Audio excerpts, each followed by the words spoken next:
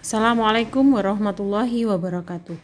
Anak-anak, kali ini kita kembali belajar kimia untuk kelas 12 dengan judul senyawa turunan alkana, keton atau alkanon. Bersama saya Ibu Trining Puspitaningsih Jatmiko. Sebelum belajar, mari kita membaca doa terlebih dahulu. Bismillahirrahmanirrahim. Allahumma inni as'aluka ilman nafi'a wa rizqan thayyiban wa amalan mutaqabbala. Ya Allah, sesungguhnya aku mohon kepadamu ilmu yang berguna, rezeki yang baik, dan amal yang baik dan diterima. Amin ya robbal alamin. Keton atau alkanon. Keton atau alkanon merupakan turunan dari alkana, mempunyai gugus fungsional karbonil CO.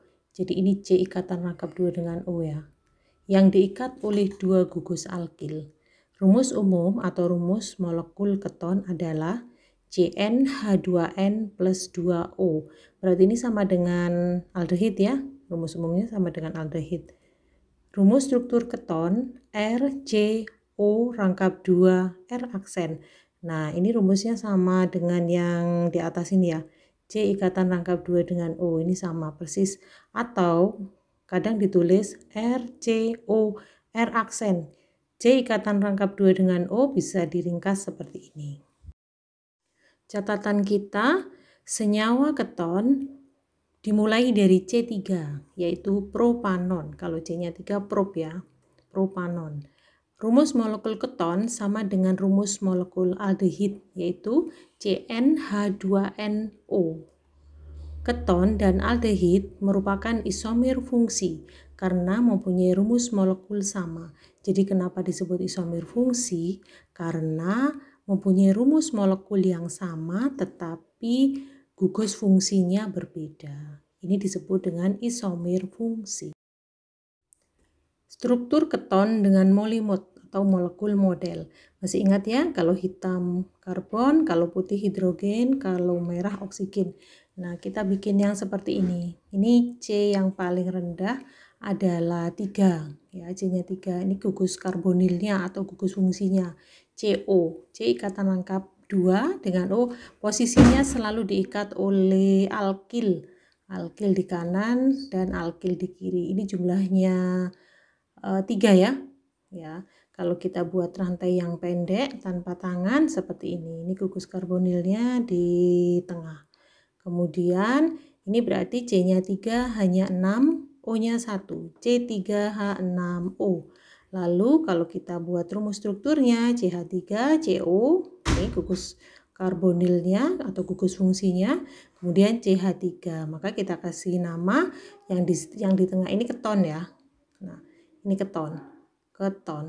Kemudian yang di kiri kanan berarti alkil, metil berarti dimetil keton. Kalau nama UPAC-nya berarti akhirannya on propanon. Contoh beberapa senyawa keton dan namanya. Nah, sekarang ini ada 3 contoh ya. Yang pertama C3H6O, rumus strukturnya. Nah, kamu harus buat CO-nya, ini gugus karbonilnya selalu di tengah. Ini CH3 di kanan dan di kiri seperti gambar molimod tadi. Ini namanya 2 propanon, harusnya nggak pakai 2 ya.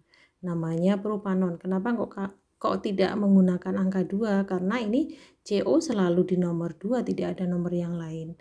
Atau kita punya nama trivial karena metilnya ada 2 di kiri dan di kanan, kita kasih nama dimetil keton. Kemudian yang kedua C4H8O. Nah, ini ada metil, ada etil. Ya, ada metil, ada etil. Ada 2 alkil. Kalau nama trivialnya E dulu baru M. Etil, metil, keton. Kalau nama UPAC-nya ini juga nggak perlu 2, jadi 2-nya hilang ya. Jadi kita kasih nama butanon saja karena nggak ada angka lain yang mengikuti butanon. Sedangkan yang nomor 3 C5H10O. C5H10O. Ini ada 2 buah gambar ya. C5H10O yang pertama metil, kemudian yang sebelah kanan C3 propil. Nih, karena M dulu maka kita sebut namanya metil propil keton. Nah, bagaimana nama IUPAC-nya? Kalau seperti ini gugus karbonilnya harus dirantai yang paling pendek, jadi kita kasih nomor 2. Nah, ini baru dikasih nomor 2 pentanon. Kalau begitu 2 mesti ada angka yang lain yang mengikuti pentanon. Nah, kita geser di nomor sebelahnya. Ini berarti C2 etil. Ini C2 juga etil, C2H5, C2H5, jadi etilnya ada 2 di etil keton. Kemudian gugus karbonilnya ada di nomor berapa? Ada di nomor 3, makanya kita sebut 3 pentanon. Nah, ini beberapa contoh nama senyawa keton. Tata nama keton. Penamaan keton hampir sama dengan alkohol, hanya akhiran ol diganti dengan on. Berarti alkanol diganti dengan alkanon. Nah, beda konsonan ya. Contohnya, nah ada 4 contoh ya. Yang nomor 1 seperti yang tadi ini, CH3 di sebelah kanannya gugus karbonil, berarti metil ya. Ini gugus karbonilnya. Kemudian yang di sebelah kirinya ada 3, berarti propil. Metil, kita dahulukan metil, propil, keton, atau 2 pentanon, karena ini nomor 2 ya, CO-nya. Kemudian yang nomor 2, ini ada C2H5, berarti ini etil, kanan kiri sama, etilnya 2, berarti di etil keton. Nah, ini kalau kita pakai nama IUPAC, berarti CO-nya, karbonilnya ada di nomor 3, makanya kita kasih nomor 3 pentanon. Kemudian yang nomor 3, ini rantainya agak panjang ya. Nah, menentukan CO-nya, ini nomor satunya dari kanan apa kiri. Kita cek, kalau dari kanan, ini CO nomor 3 ya. Kalau dari kanan. 1, 2, 3. Ini nomor satunya boleh dari bawah, boleh dari kanan. Kemudian kalau dia dari kiri, ini CO-nya nomor 4. Kita pastikan nomor satunya dari sebelah kanan. Nah, kita tentukan dulu rantai utamanya. Rantai utamanya ada 1, 2, 3, ini 4, 5, 6. 6 berarti heksanon. Nah, ini heksanon nomor berapa? Nomor 3, berarti tulis dulu 3 heksanon. Tinggal alkilnya nih. Alkilnya ada 3 ya. Ini metil di nomor 2. Kemudian ada juga metil di nomor 5. Ada metil di nomor 5. Berarti 5,5 dimetil. Ya, tapi nomor 2 juga ada metil. Berarti 2,5,5 trimetil, karena metilnya ada 3 ya, ada 3 metil di nomor 2, di nomor 5, di nomor 5 ada 2 ya, berarti namanya 2,2 trimetil 3 heksanon. Kemudian yang nomor 4,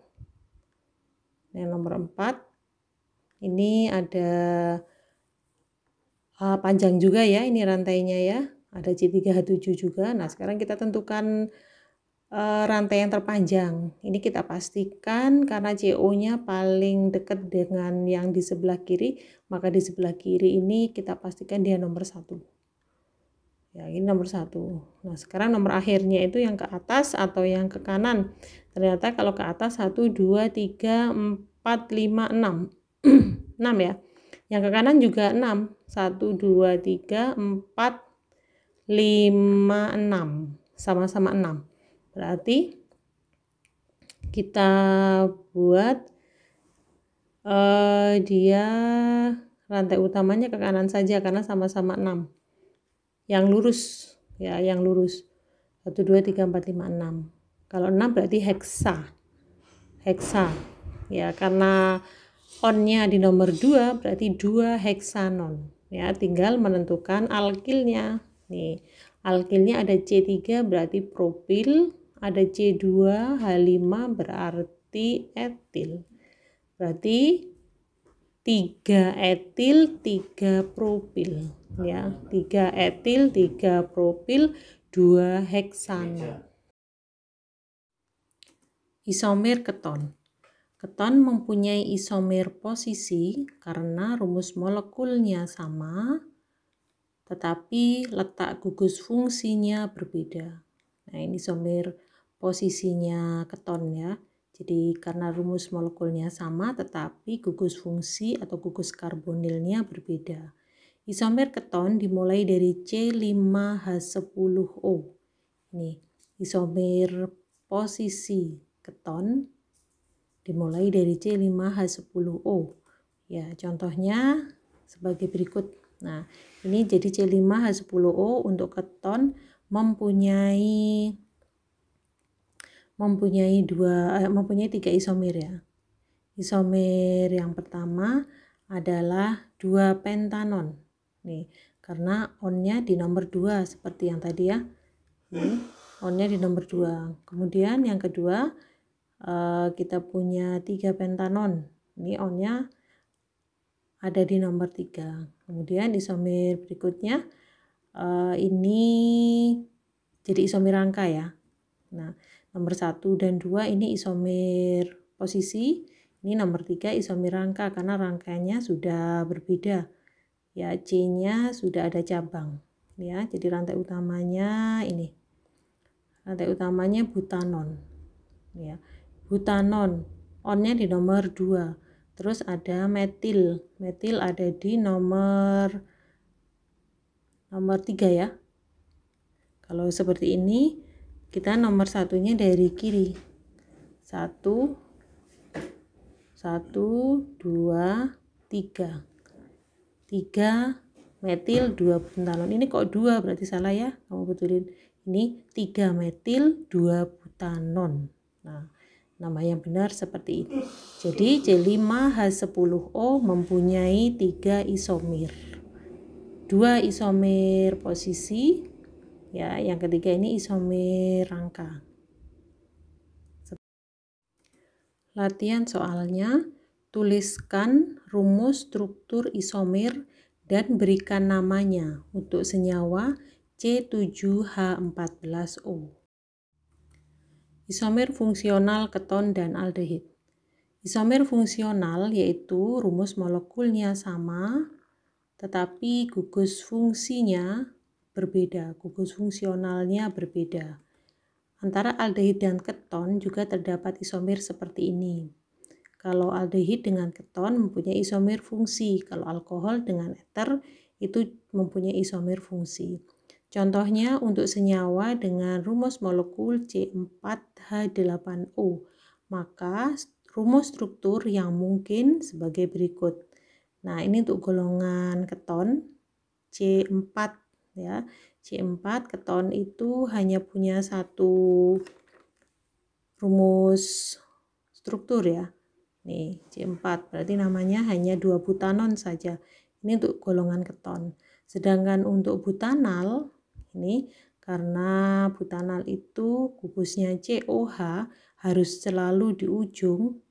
Ini harus selalu di ujung, maka nama yang pertama adalah butanal. Ini butanal, C-nya ada 4. Kemudian ini butanal kita bisa buat cabang. C-nya dibuat cabang yang ujung ya. Jadi rantai utamanya ada 3. Nih, rantai utamanya ada 3. Jadi propanal. Kemudian cabangnya di nomor 2, 2 metil propanal. Jadi untuk C4H8O ada 1 golongan keton, isomer fungsinya keton, ada 1, 2 butanon, ya nggak pakai 2 ya, butanon aja ini.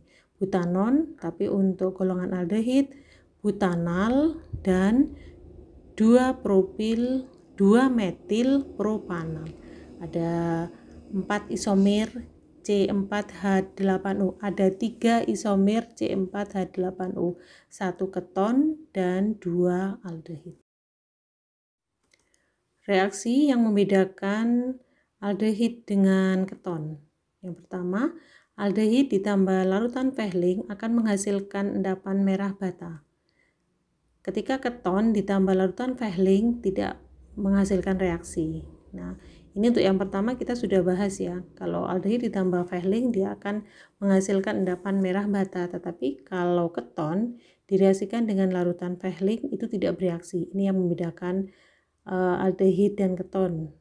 Yang kedua, perbedaan yang kedua, jika aldehid ditambah reaksi Tollens, dia akan menghasilkan cermin perak. Tetapi ketika keton direaksikan dengan reaksi Tollens, maka tidak bisa bereaksi. Ini perbedaannya dihafalkan. Pembuatan keton. Di laboratorium, keton dapat dibuat dengan mereaksikan antara alkohol sekunder dengan zat oksidator KMNO4 atau K2Cr2O7. Rumus umumnya, nah ini alkohol sekunder ya. Alkohol sekunder, nah ini alkohol sekunder.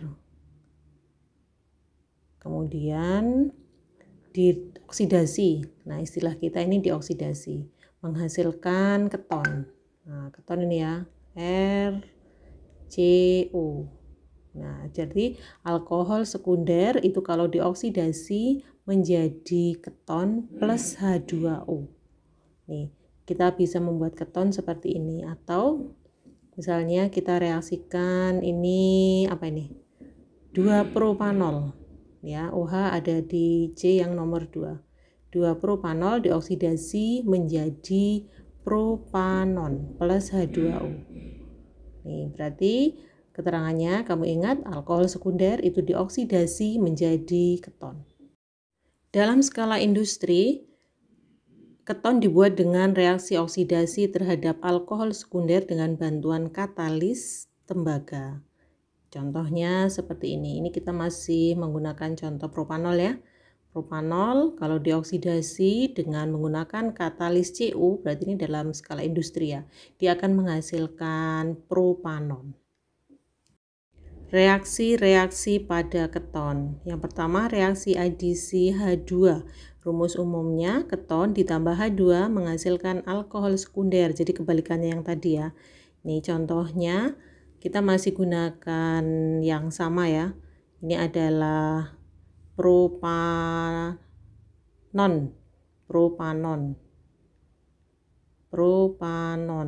Propanon itu C-nya ada 3, H-nya ada 6, U-nya 1. Propanon. Nih. Kemudian kalau ditambah H2 berarti ini tinggal jumlah aja hanya menjadi C-nya 3, H-nya jadi 8, kan ditambah 2 ya.